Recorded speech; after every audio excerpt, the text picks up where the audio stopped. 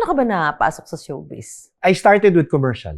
Most of us naman na during yung mga batch namin, sina Dong, sina Rico. Magkakakilala na kayo nila, Rico? Oo, parang nagluloko Sino niya. ikaw? Kasabay ko parati sa VTR is Carlos Agassi. Sina Dong yan at saka sina Rico ang magkakabatch yan. Meron ka ba natatandaan kung bakit kayo naging closest friend?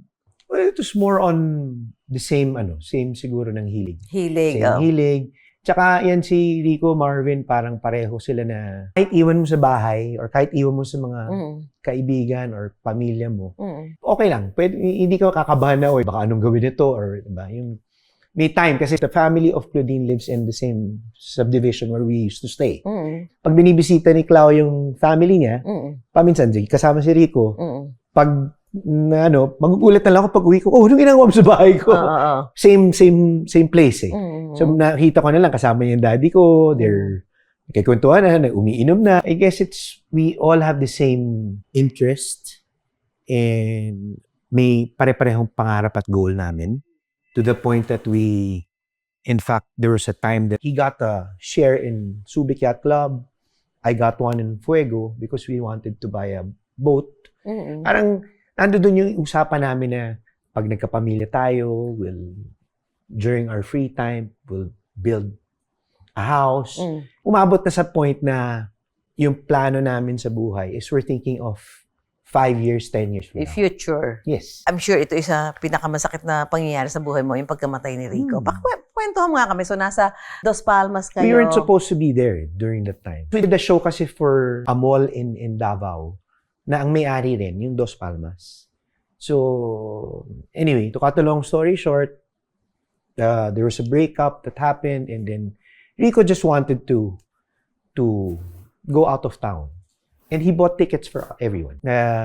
Even without asking us kung sasama kayo. Kung sasama kami o hindi. So, obligado kaming samahan yung lolo mo. So, we opted, but I always believe na nilagay kami ng Diyos sa tamang lugar para samahan yung tao. At kasi Marvin was supposed to leave also siya na lang natira naaalis. Kasi kami, parang, sige, dito na lang, sasamahan na lang namin itong si Rico. But, pero night before that, meron ba kayong nag-happy-happy ba kayo?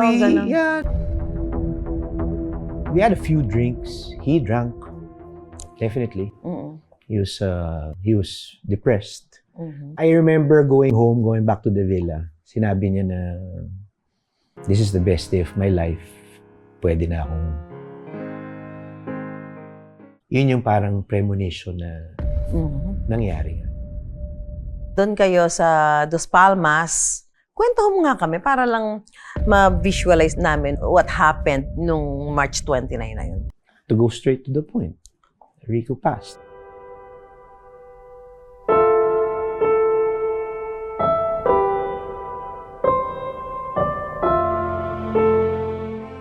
When I tried waking him up, wala na. Parang sabi ng doctor, kasi parang 2:20, narinig ko pa siya 2:20 a.m. Bumalik kami ng mga around 2 Tapos natulog siya 2:20, gano'n. Parang sabi ng doctor, 5 a.m.